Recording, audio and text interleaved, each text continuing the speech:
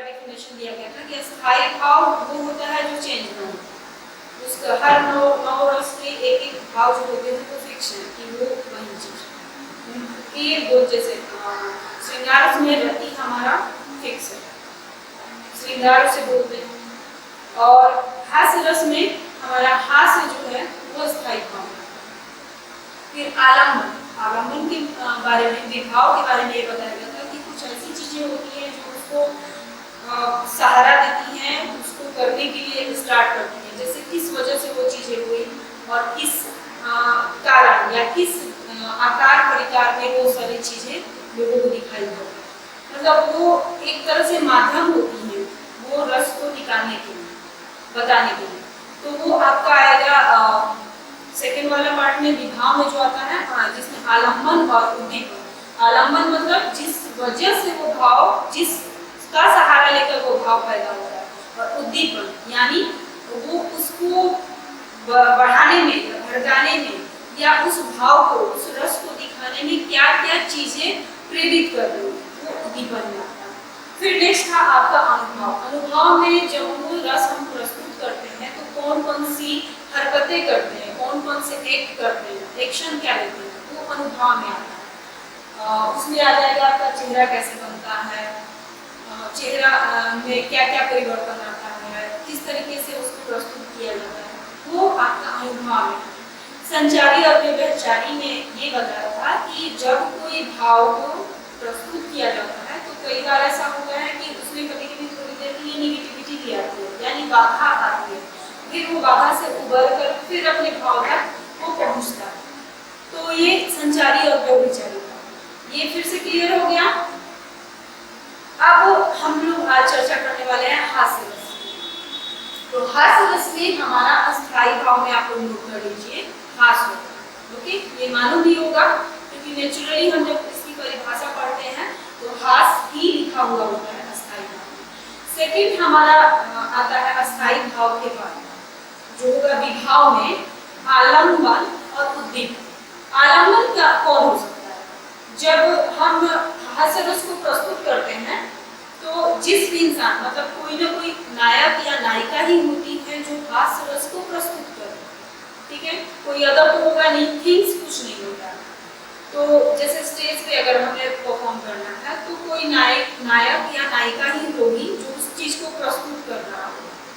तो जब उसके चेहरे में परिवर्तन होगा या चेष्टा मतलब एक्शन में परिवर्तन होगा, बॉडी में परिवर्तन होगा, तो वो होगा आपका आलम्बन। मतलब नायक हुआ हमारा आलम्बन, और उद्दीपन का जो भी कार्य कर रहा है, आलम्बन में उद्दीपन जो विभाव है उसमें चेस्ट विकृति, वाणी विकृति और आकार विकृति, ये चीजें हैं, ठीक है। ये जो भी तीनों चीजें लिखवाई, चेष्टा, आकार, वाणी। विकृति मतलब क्या होता है? नेचुरल चीजें से चीजों को बदलना, खराब करना, विकृति कहलाती है, ठीक है। तो ये आपका आ जाएगा इनके आलम्बन उद्दीपन वाले विभाव, ठीक है। अब अनुभव क्या होंगे? अनुभव मतलब मैंने पहले ही बताया है कि अनुभव वो चीज होता है जो प्रस्तुत करता है उन चीजों को, मतलब क्या क्या आप कर सकते हैं हास्य रस को करने में। तो इसमें हो सकता है आपका नेत्र निमीलन और मुख विकास, दो चीजें ये अक्सर मतलब इस परिभाषा में लिखता है। तो नेत्र निमीलन और मुख विकास। विकास मतलब क्या होता है? किसी चीज को बढ़ाना, बड़ा करना। नेत्र निमीलन और मुख विकास ये आपके अनुभव में आएंगे। तो सबसे पहले जान लेते हैं विकास। विकास मतलब होता है बड़ा करना, किसी चीज को विकास, बड़ा करना, ठीक है, बढ़ाना। तो मुख विकास मतलब अगर हम मुख खोल के मतलब हंसते हैं तो मुख खुलता ही है, दांत दिखाई देते हैं, कभी कभी बड़ा सा मुंह हो जाता है। तो ये हो गया हास्य रस का अनुभव में मुख विकास। और नेत्र निमीलन, निमीलन मतलब होता है पलक आधा बंद करना, आंखों को झुकाना, आंखें बंद करना, ठीक है। तो ये हो गया नेत्र निमीलन, ये अनुभव में आएगा। क्योंकि जब भी हम हास्य रस का एक्ट करते हैं या नेचुरली उस चीज को ध्यान रखना है कि जब भी हम हंसते हैं तो क्या होता है, नेचुरली हमारी आंखें थोड़ी सी झपकती हैं, बंद होती है, और थोड़ा सा खुलता है, तो इसलिए इसके जो भी अनुभाव हुए क्या हुए, नेत्र निमीलन और मुख विकास। ओके, इसके बाद आता है संचारी और व्यभिचारी भाव। संचारी भाव पहले ही मैंने बताया था 33 होते हैं, बुक में आप लोग इसको रीड भी कर लीजिएगा। 33 संचारी भाव में कुछ जो होते हैं, जो इसमें हास्य रस में बाधा पहुंचा सकते हैं, वो निद्रा, नींद मतलब निद्रा, आलस्य, अवहितता।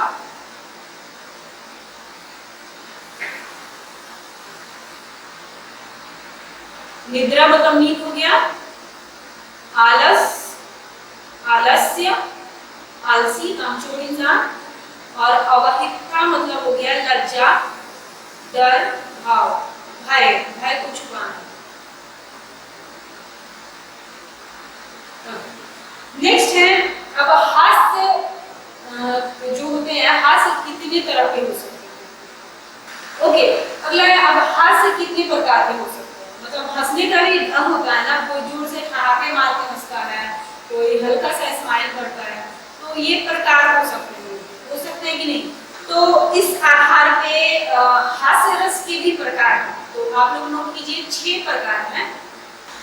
स्मित, हसित, विहसित, अवहसित, अपहसित, अतिहसित। अब ये जो 6 प्रकार है ना, ये नेचुरली श्योर है, आप सबने अपने आसपास जरूर देखा होगा। अभी जब हम इसका समझेंगे कि क्या होता है टाइप और ये कैसे दिखते हैं, नजर आते हैं, तो आपको समझ में आ जाएगा।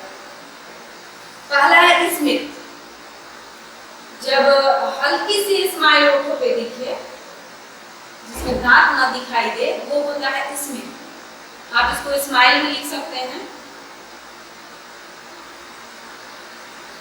खाली स्माइल में लिख देंगे तो समझ में आ जाएगा, बहुत लंबा चौड़ा नहीं लिखना है, क्योंकि ये हमारे डेली लाइफ से जुड़ा हुआ रस है। नेचुरल हम रोज इसका सामना करते हैं, तो बहुत ज्यादा इसका डिटेल में लिखना नहीं है। ओके, स्मित हो गया स्माइल, हल्की स्माइल, ओके, जिसमें चेहरा खिला हुआ हो और लिप्स थोड़ा सा शेप बदला हुआ नजर आए। ओके, इसके बाद आता है हसित, इसमें हल्के हल्के दांत दिखाई पड़ते हैं, मतलब स्माइल जब थोड़ा खुल जाए लिप्स, तो हल्के दांत जब नजर आए तो वो हो जाता है हंसी।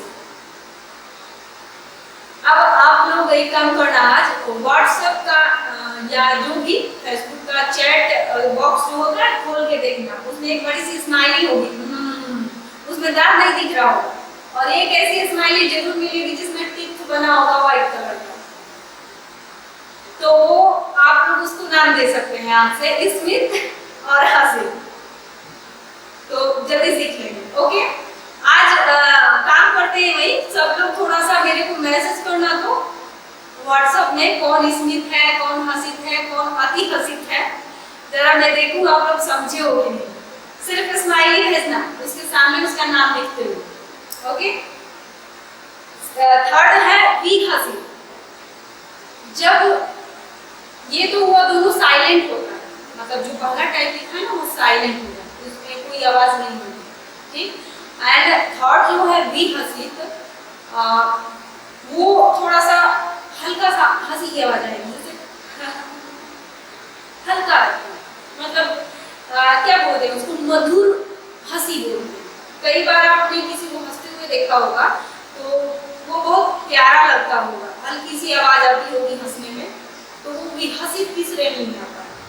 मतलब मधुर हंसी, जब आवाज सुनाई दे कानों में, खनकती हुई आवाज जिसको बोलते हैं खनकती हुई हंसी, तो वो हो जाता है विहसित। इसमें हल्का सा आवाज हमारे कानों तक पहुंचता है, ये उसका डिस्क्रिप्शन हो गया। एंड फोर्थ है अवहसित, इसमें जब इंसान थोड़ा सा आवाज भी करता है, थोड़ा सा सिर भी हिलता है और कंधे भी थोड़ा सा हिलने लगते हैं, ये वाली आवाज भी हुआ, कंधे भी हिले, सर भी आगे पीछे हुआ, या हमने कुछ हरकतें कर दी सही, ये हो गया अवहसित।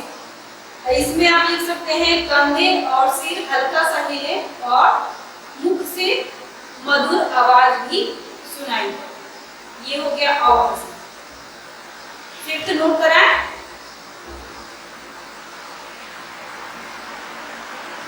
ओके, फिफ्थ है अपहसित एंड सिक्स्थ है अतिहसित। मैंने दोनों एक साथ इसलिए बोला कि दोनों में अंतर समझाना है, अपहसित और अतिहसित। आप लोग नाम से ही समझ सकते हो। अति मतलब बहुत ज्यादा, ठीक है ना। अब अपने आप में थोड़ा सा अभद्रपन टाइप का है, मतलब इसमें क्या हो जाता है कि हंसते हंसते आंसू आ जाए आंख में तो अपहसित हो जाए, मतलब खूब जोर से ठहाके मार रहे हैं और सर तो हिल ही रहा है, कंधे भी हिल रहे हैं, पूरी बॉडी हिल रही है और आंसू आ रहे हैं आंख में, ठीक है। और सामने वाले को मना भी कर रहे हैं कि मत हंसाओ इतना, ठीक है। अब ये थोड़ा सा जब आगे बढ़ता है तो क्या होता है, आप लोग में से कोई बताएगा? जब आंखों में आंसू निकल जाते हैं तो अगला पड़ाव क्या होता है हंसी? हाथ पैर पटकना, पेट दबाना और उसको मारना कि ये चुप रहो ना, क्यों इतना हंसा रहे हो। तो ये लास्ट हो गया अति हंसी। ऑलरेडी अति मतलब हो गया, इतनी अति हो गई कि हमें तकलीफ हो रही है, हमारे पेटों को तकलीफ हो रही है और सामने वाले पे हम हाथ पैर भी पटक रहे हैं कि यार बंद न कर, अब हंसाना छोड़ दे, बहुत हो गया।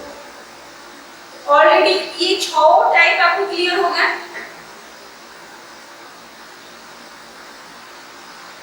Okay done. अब इन 6 को 2-2 पार्ट में हम बांट लेते हैं, ठीक है। पहला क्या है, स्मित और हसित। दूसरा बांट लेते हैं अवहसित, सॉरी विहसित और अवहसित, ठीक है। तीसरा और चौथा एक में, पहला दूसरा एक में, तीसरा चौथा एक में और पांचवा छठा एक में। इसमें आएगा स्मित हसित पहला, अवहसित सॉरी विहसित और अवहसित दूसरा, और तीसरा पार्ट हो जाएगा आपका अपहसित और अतिहसित। ये तीनों में पहला जो 2 पार्ट है, 2 है, वो उत्तम प्रकृति का माना गया है, उत्तम, ठीक है। दूसरा जो पार्ट है यानी विहसित और अवहसित, वो मध्यम प्रकृति का माना गया है। एंड लास्ट पार्ट जो है जिसमें अपहसित और अति वर्ड आते हैं, वो अधम प्रकृति का माना गया। अधम अपने आप में बुरा है ना, बहुत ज्यादा हंसती है, ऐसी हंसी श्रेष्ठ जनों के बीच में नहीं हंसते हैं।